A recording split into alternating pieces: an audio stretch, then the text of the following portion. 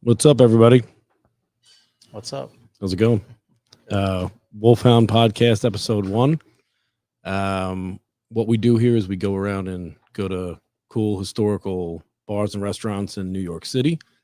And what better place to start than here at Fraunces Tavern, one of our favorite spots. And with us today, we have the owner, proprietor here, Eddie Travers. Eddie, you want to introduce yourself? Hello, everyone. Eddie Travers here from Fraunces Tavern. Very nice.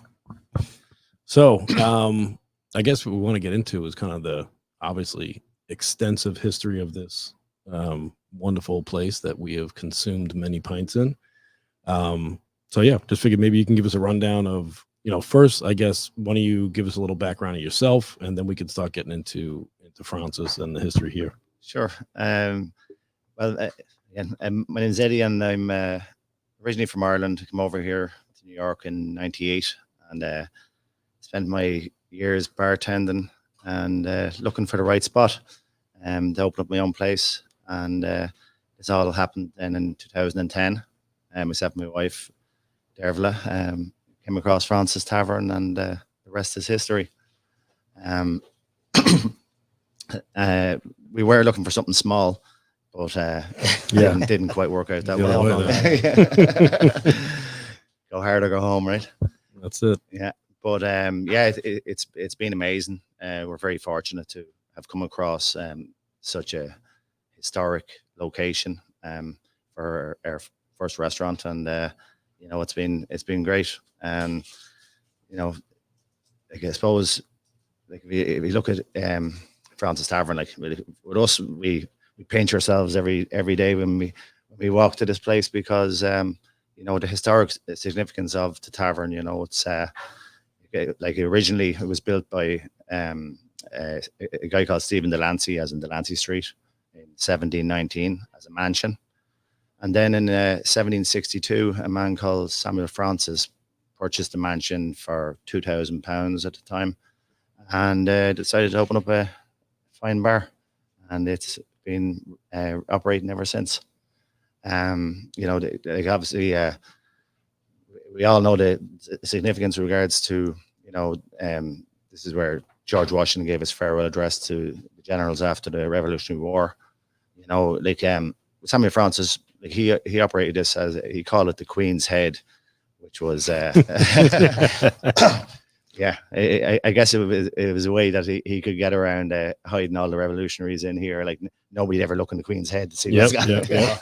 So so they all pass through here. This is where, like, I guess the idea of this great country was thought up over fine beverages at Fraunces Tavern. Like, obviously Washington and Hamilton and all the boys used to be in here chugging it back and sitting among red coats and plotting their downfall. And after the war was over, like, this is where Washington gave his farewell address to his generals. This was the place to do it, I guess. But it's also one of the oldest buildings in New York City. Yeah, it's the oldest privately owned building in New York City, and but obviously, it's been destroyed many times.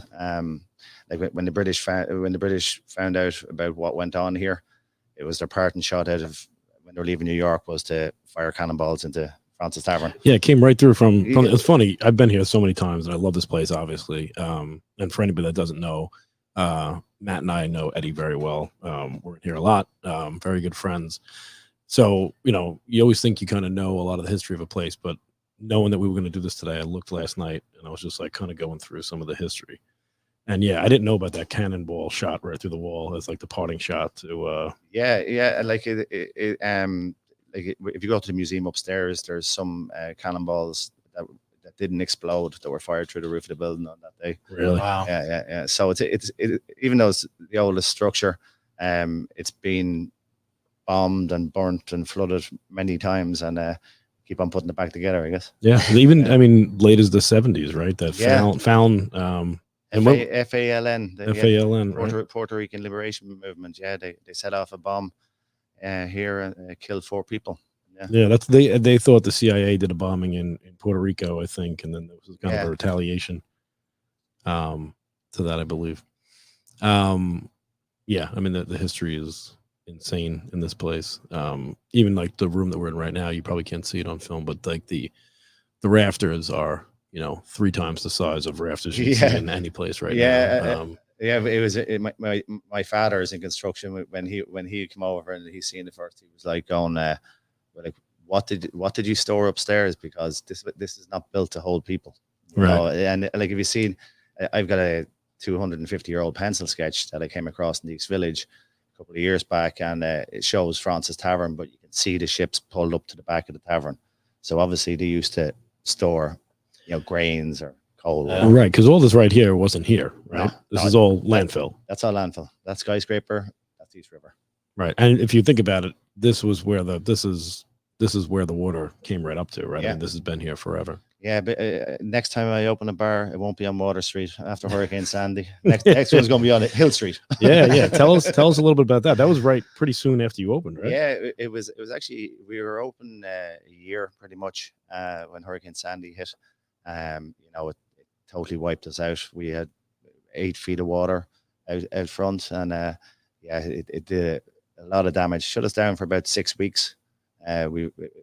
After 6 weeks, we got half of it open, and probably it was the end of February by the time we got everything fixed up back again. So, I mean, that much water, 6 weeks isn't. I mean, I'm sure you were working your ass off, but 6 weeks ain't terrible. No, I always say McDonald's next door never reopened, so right. We did well. There you go. Was that most of that damage was basement, or it was flooded on mostly in the basement. It destroyed, like, knocked down walls, ceilings, every piece of equipment was destroyed. The funny thing was, when I eventually climbed through the basement and came across where a liquor cage is. A liquor cage has hundreds, if not 1,000 bottles on the shelves, and the whole door was pulled off. It was like the ceiling had come down, but yet not one bottle of spirit broke. It was like a mirage. Yeah, well, that's our Lord works in mysterious ways. Right? That's it. This place didn't want to give up the spirits, so that's another thing we should get into. I mean, I've heard some haunting stuff in this place. Yeah. There's obviously been a few incidents, and we continue to have spiritual presence if you believe in that thing. But there's been staff have had sightings. We've had a couple of staff who never returned after having sightings. I remember you telling me that once. Have you ever seen anything yourself? No, I never have. It tends to be people who are more spiritual than you are. I am. Yeah. Like people from Mayan staff, or we had one guy, Bakari, he was from North Africa. And I came in one day, and he's freaking out about the noises that he heard in the Bissa room. So I just advised him to wear headphones while they're working at night. Right. Yeah, you did say once. Oh, there's somebody knocking on the window to do a delivery. We are doing a podcast in a place that gets a lot of liquor and beer delivery. So you're gonna have to give Eddie a second here to to get this in, which is fine as long as he doesn't trip over the wires. Equipment.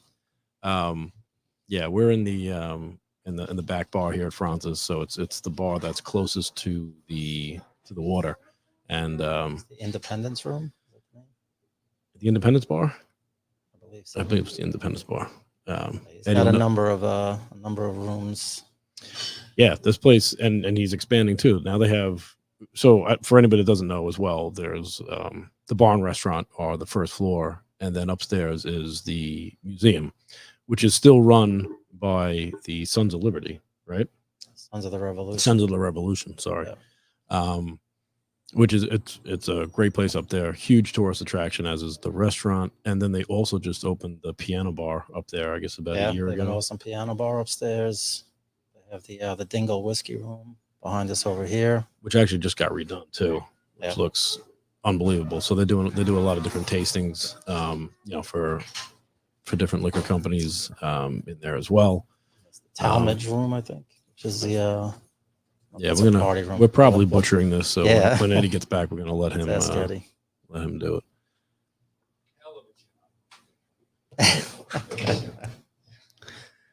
Ed, we were just in your absence. We were talking about how this has so many different aspects of it. As the museums upstairs, the restaurants down here, but all the other things that you've added. This bar is called. It's called Lafayette's Hideout. Lafayette's Hideout. Yeah, it was the Hideout Bar. That's right. Yeah, it was named after Washington's General Lafayette. It was a young French guy after finishing fighting in Europe. He wanted a bit more action, so he came over here. And he was renowned for his drinking and womanizing. So his saying used to be when he'd ride into town, he'd say, "Send me your finest women." Oh, there you go. So hence Lafayette's Hideout. I think they just had something. So our brewery is right across. If you take the ferry over to Staten Island and make a quick left, you're in Tompkinsville, which is where our brewery is. They just had something at Tompkinsville Park, which is right across the street. I believe Daniel Tompkins, who the neighborhood is named after, who I don't know if he was a vice president of the United States or his father was. I think he was, because Minthorn Street that we're on was the son of Daniel Tompkins.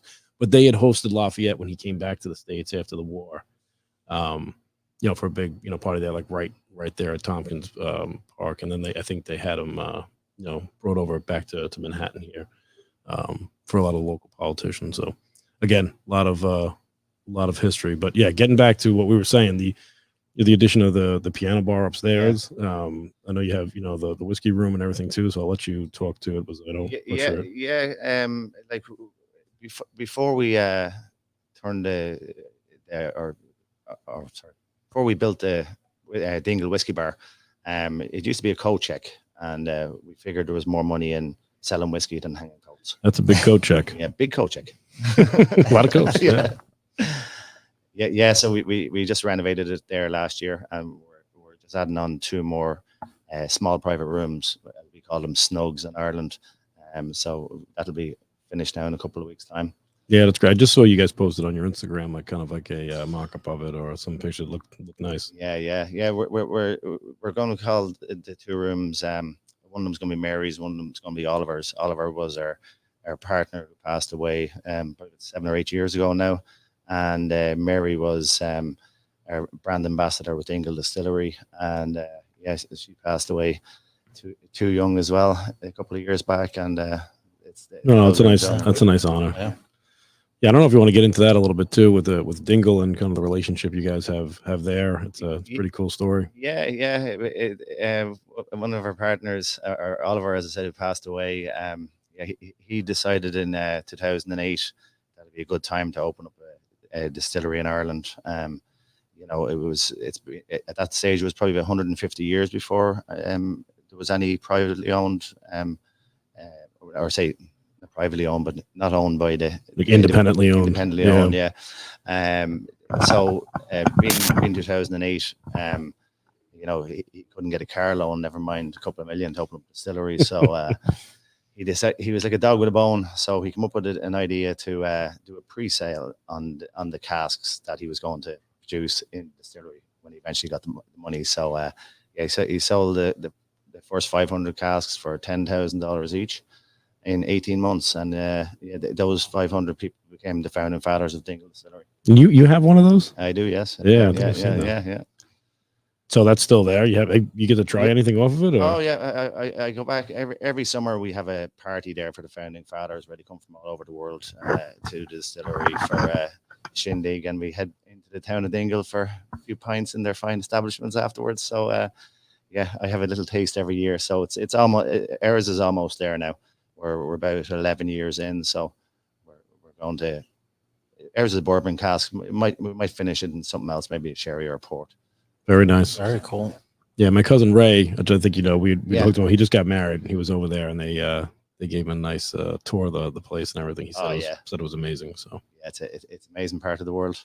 Yeah, it is. Unfortunately, I've only been just to Dublin, which Dublin was great, but I want to get out and see that countryside next time. Yes. So, and then what about piano bar as well, right? That's a new addition that you have here. Yeah. My wife Ervla for years was trying to push to get a piano bar up there. It used to just be a function room, which was a hero in December with corporate parties and stuff. But the rest of the year it was pretty much closed. So after COVID, when we came out of COVID, we were like going, we just seen that, I think people were crying out for to be entertained after gone through a year of pretty much no entertainment, and we wanted to create that experience. So we went to our designers in Ireland who we used, and we told them our budget was zero. You basically have to figure out what's in that room, give me the paint colors, and we just basically stripped back the walls and ceiling like we did in the rest of the place. But like previous owners have covered this, right. So we just exposed it all. Again, you can see the beautiful beams up there, and it turned out really nice. Amazing. Oh yeah, and it's packed every night. It's been a great success for us, to be honest with you. Yeah. I mean, piano. It's not a lot of places that have it. No, it's not, and it's definitely in high demand. People love it. It's people just want it to be entertained. It's more than just turning on your lights and selling food and drink. It's about selling an experience, selling a story. And we have that here. Yeah. How many nights a week do you have someone playing? It's 5 nights. Tuesday through Saturday. It's important to make reservations. I sometimes have friends text me about tables for a Saturday night, and it's like it's not going to happen. Yeah, I think that'd be a really good fun. Yeah. It's cool what we do. Like we have the singer, piano player, plus our bartenders and servers sing as well. Oh, really? Yeah. They're like off Broadway singers who have to make ends meet, and this is how they can do both at the one time. That's a lot of fun. Yeah. That's great. So what else? I mean, where do you see Fraunces going from here? From here, I think it's a sort of thing we're just constantly reinvent ourselves. I mean, I think it's important in this business that you can't just stand still. There's never a point where you say, that's it, we're done. Yeah. You know what I mean? So it's just about, keep on changing what we do, keeping in with the times, but also appreciating the past and the history that we have here, So I genuinely think we're just going to keep on going from strength to strength. It's just again, we're so fortunate to be in such an amazing historic building. Yeah, I mean the place is amazing. I mean, this was a big reason me and Matt wanted to do this podcast, is to bring on people like yourself, and obviously we've owned a brewery for a long time. We do enjoy having some good pints around New York City altogether, but there's some places that stand out. Obviously from the way the beer is poured, to the ambiance, to the history that goes along to it, and then I think the people that are like yourself, the ambassadors for historical places that are out there telling the story of the place. So we're super excited to be here for the first episode of this as well.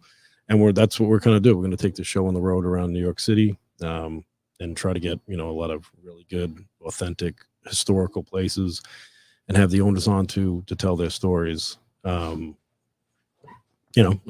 what they do as well. So yeah, you guys are doing a lot of things right. Food's amazing. Be hard pressed to find a better lineup of draft beer, local beer. Selfishly our Wolfhound lineup. I know it's a thing where we're being Irish, we're very particular about our beer. Like our beer systems come from Ireland. I personally clean every single line myself. It's just something. It's something that needs to.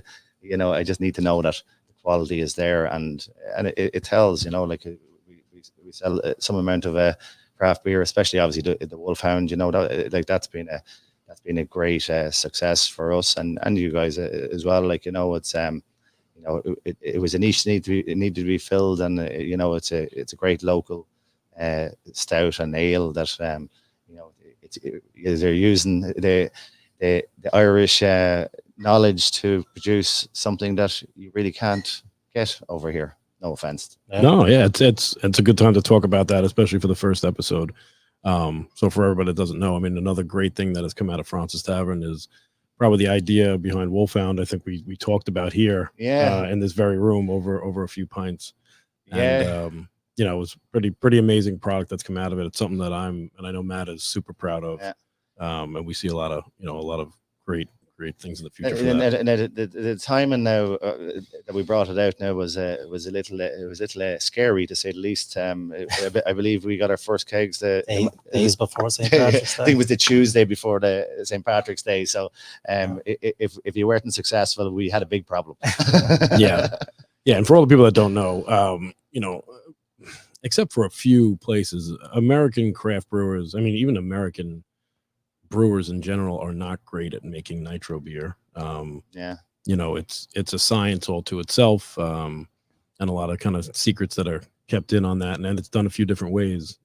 Just from people that I see that are doing it well over here are not doing it the same way as us. You know, I had the privilege to go over to Dublin and learn from the best in the industry on how to make how to nitrogenize beer. So, you know, we brought that back, and that's kind of the thought behind Wolfhound is New York City brewed, Irish ingenuity, and we're making some of the best pints poured here in New York City. And you know, Fraunces has the whole lineup. They got the Nitro Red, the Nitro Stout, the Nitro Oyster, and the Nitro Pumpkin on right now, which is actually, I think that's off brand, it's flagship, but it's still It's still done with the nitro. So. It's still done with the nitro. So. Still done well. So yeah, I mean, listen, Matt, you got any other questions for Eddie or? No. Any other ghost stories? I think we got cut well, off. I just want to interject for a second. I'm not sure if you guys covered it, but I know you mentioned in your notes you wanted to ask about the 1970s incident here at the bar. We talked about touched that. On, then you're all squared away. You must have been drifting, man. That's it. Oh, we got you have no covered. idea. Best in the business, brother. Back to you. Yeah. I mean, anything else, Eddie, you want to add? I mean, your platform, man. Yeah, I know. Yeah, I think we have it pretty much covered.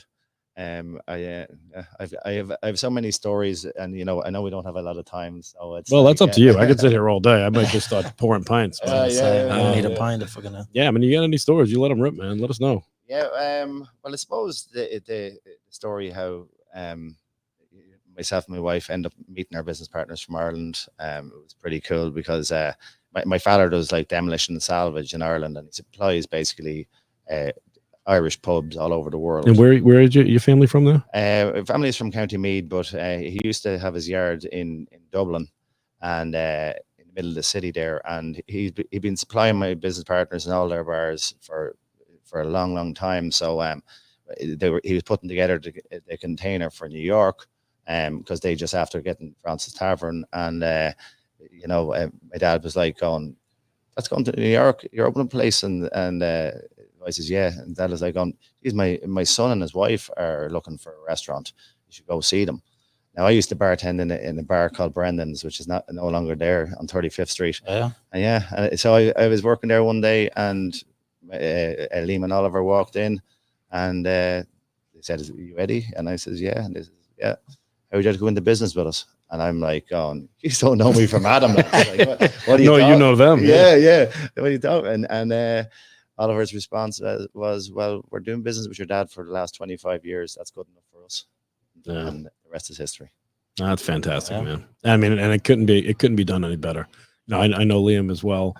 He hosted me over in Ireland when I was there. Just great people running a fantastic spot. Yeah. And they, you know, they have all the porterhouses over in Dublin too. And London. And London, that's right. Yeah. London, you were saying, how big is London? Well, Fraunces Tavern is 9,000 square feet.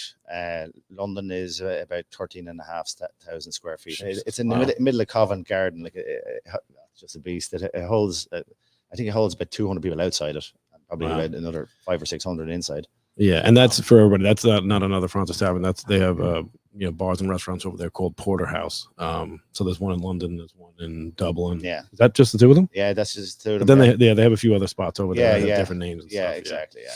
So no, that's great. I mean, and you know, it's great that this place being in such good hands now, that the story continues. Yes. Yeah. You know? Yeah. We're only the fourth owners in 100 years of Fraunces. Is that right? Yeah. So we're here 14 years now. Previous owners were here for over 30 years. Oh wow. Yeah. Actually, a good story about people who've worked here for a long time. We were probably maybe 2 or 3 years in business, and on St. Patrick's Day, this woman came up to me and she was like, "Oh, her dad bartended here for over 40 years."